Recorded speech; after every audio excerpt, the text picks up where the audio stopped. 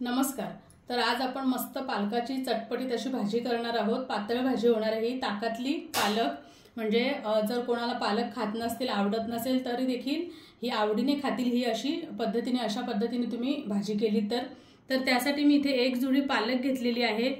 स्वच्छ धुवून आणि बारीक चिरून घेतलेली आहे। 2 वाट्या हे ताक आहे।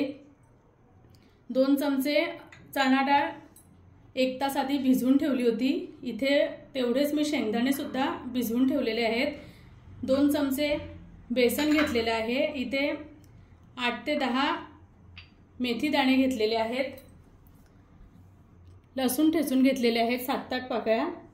कढीपत्ता आणि हिरव्या मिरच्या बारीक चिरून घेतलेल्या आहेत, म्हणजे असे उभे पातळ काप करून घेतलेले आहेत।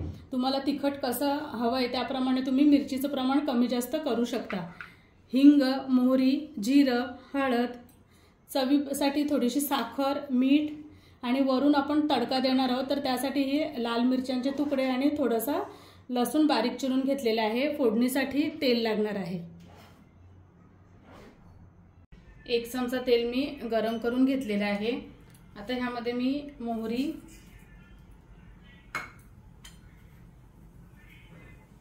जिरं, हिंग,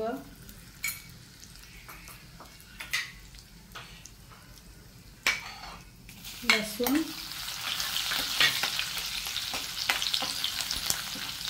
कढीपत्ता आणि मिरची मस्त एकदम खमंग फोडणी करून घ्यायचे। लसूण वगैरे चांगला परतून घ्यायचा तेलामध्ये।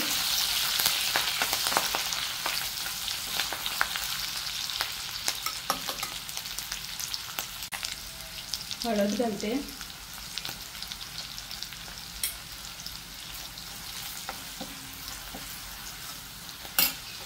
आणि आता शेंगदाणे आणि चणा डाळ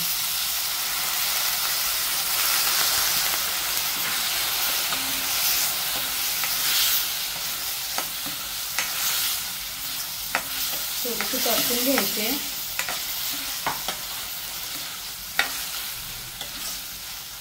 आणि आता ह्यामध्ये मी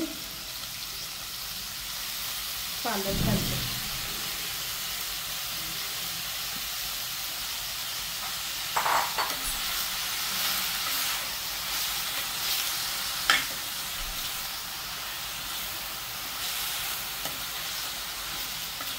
मिक्स करून घ्यायचे चांगली। डाळ आणि शेंगदाणे चांगले भिजवले की जास्त शिजायला वेळ नाही लागत, तर छान भिजवून घ्यायचे आधीच।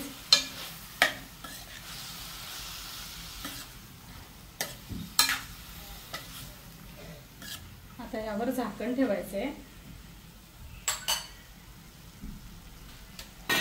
आणि मीडियम फ्लेमवर थोडी 5 मिनिटं आपण वाफ काढून घेऊया।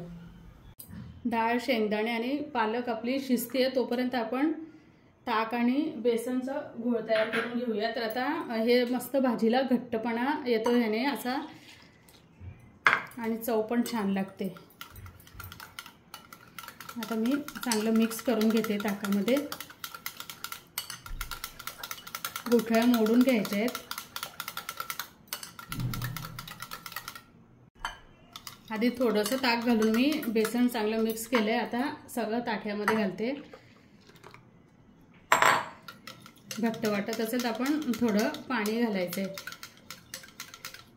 मी आता थोडंसं पाणी घालते यामध्ये, कारण की बेसन घातले तर मग शिजल्यानंतर ते पुन्हा घट्टच होईल। तर आता आपण भाजी शिजली आहे का बघूया। चला तर आपण आता चेक करूया। मस्त भाजी शिजलेली आहे। आणि तुम्हाला जर शेंगदाणे आणि डाळ जरा जास्त शिजलेली हवी असेल तर तुम्ही कुकरला पण लावू शकता। आम्हाला थोडीशी अशी कडक असेल तर आवडते, त्यामुळे मी कढईतच म्हणजे पातेल्यातच घातलेले आहे। कुकरला मग छान मऊ होतं ते जर तुम्हाला हवं असेल तर। आता आपण जे घोळ तयार केलं आहे ताक आणि बेसनचं ते यामध्ये घालायचं आहे।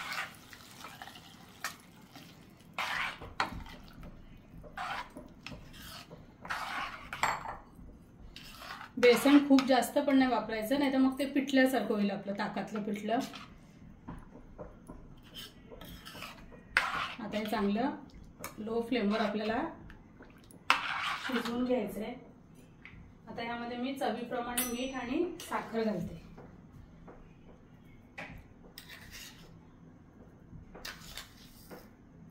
साखर ऑप्शनल आहे, तुम्हाला जर नसेल आवडत तर नाही घातली तरी चालते, पण ताक आंबट वगैरे असेल तर मग साखरेने छान चव येते जरा. आता चांगली उकळी काढून घेते. आता छान उकळी आली आहे आणि आता मी इकडे फोडणीचं भांडं पण ठेवलेलं आहे. तेल गरम झालं का ह्यामध्ये मोहरी, हे मेथीचे दाणे,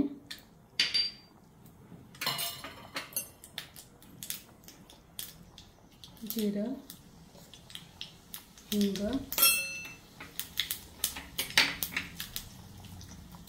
मिरची. मी गॅस आता बंद करते.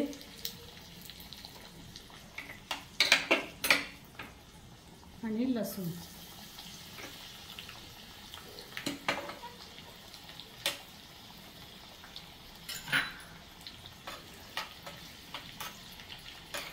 थोडं लसूण कलर चेंज झाला की आपण भाजीमध्ये घालणार आहोत. गॅस मी बंद केला आहे कारण की तेल गरम आहे चांगलं आणि गॅसची पण गरम वाफ असतेच.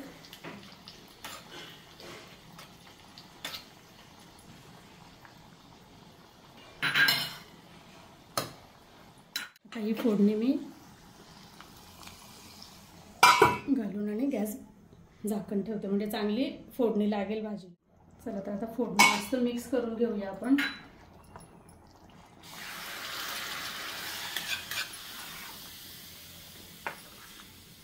गॅस बंद करते आणि आपली ही आता ताकातली पालक खाण्यासाठी तयार आहे. मस्त गरमागरम ताकातली पालक तयार आहे. तुम्ही भातासोबत खा, भाकरीसोबत खा किंवा चपातीसोबत खा, एकदम छान लागते. आणि नेहमी आपण पालक नेहमीच्या पद्धतीने केल्यावर मुलं वगैरे खात नाही, कंटाळतात. तर ही अशा पद्धतीने तुम्ही करून बघू शकता. थोडी वेगळी पद्धत आहे आणि खायला पण तितकीच चविष्ट लागते.